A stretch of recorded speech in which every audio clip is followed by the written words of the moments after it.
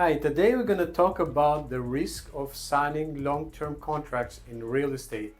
And I'm here with my team member Alex. And Alex, can you tell us about the last week interview that we had with a buyer that he was planning to buy a real estate property? Right. So last week we just met with somebody, right? And he had a question. He was eager to buy a home, right? He said, I want to buy a home within 2-3 months. And then, then he said, hey guys, by the way, I just signed a 24-month contract as a lease.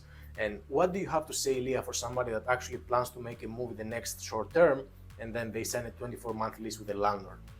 So if you sign a lease with the landlord, you have to keep in mind that this is a binding contract.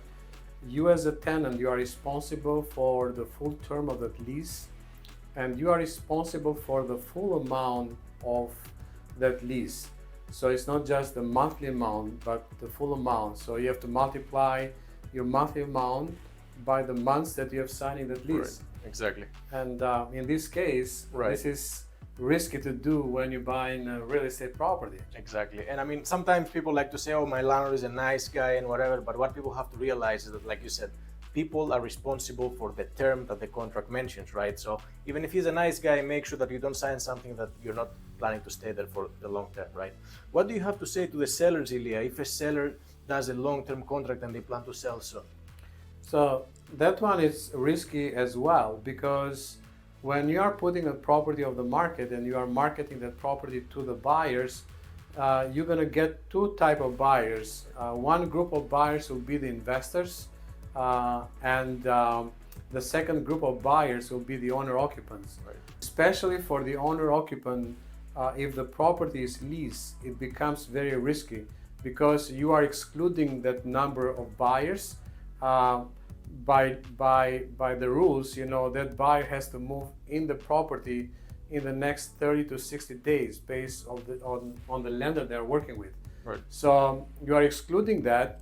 And number two, for the investors, if your rents are under the fair market value, then the property is going to lose value. Right. Because the investor is going to look at the numbers and is going to say, this property is not profitable for you. Exactly. And then if they want the property vacant, then you have an issue because you cannot evict the tenant that has a long-term lease, right? So, I mean, overall, what do you think of long-term contracts if you try to buy something or sell something, Ilya? What's your advice?